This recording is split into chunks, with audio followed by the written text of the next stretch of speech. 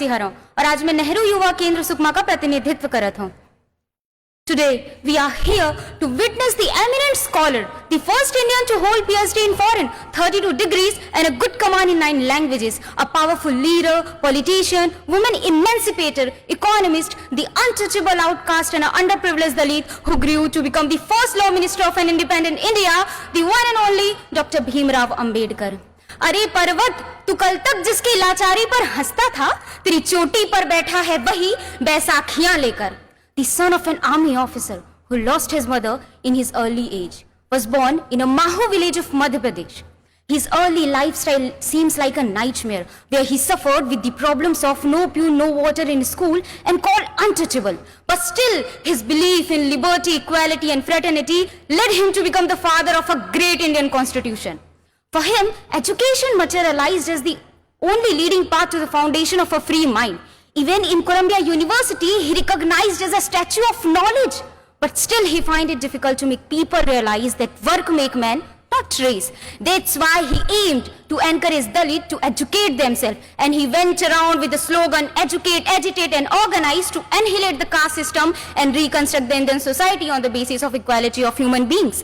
Indeed, he succeeded in 1931 by securing a separate electorates for Harijan and also won the assembly support for the reservations. Baba Sahab also introduced a Hindu code bill in the support of women for their economic and social rights. And he said, मैं एक समाज की प्रगति इस बात से देखता हूँ कि उस समाज की महिलाएं कितनी प्रगति कर रही हैं. Baba Saheb was a great believer of Narayana. Some people may think that religion is not essential to the society, but he considered that the foundation of a religion is very essential to the society. Baba Sahab preferred Buddhism because it gives 3 principles, Prajna, Karuna and Samta. Baba Sahab was a great Indian economist. Because of his thesis, The Problem of Rupee, that today we have RBI. Baba Sahab also insisted in water irrigation policies and he also reduced the working hour of labor. Even a noble literate Amartya Sen also said that Baba Sahab is a father of my economics. Baba Sahab had the entire burden of preparing the draft of the constitution, which finally accepted on 26th of November 1949. He is such a legendary person to all of us and we also call him modern Manu.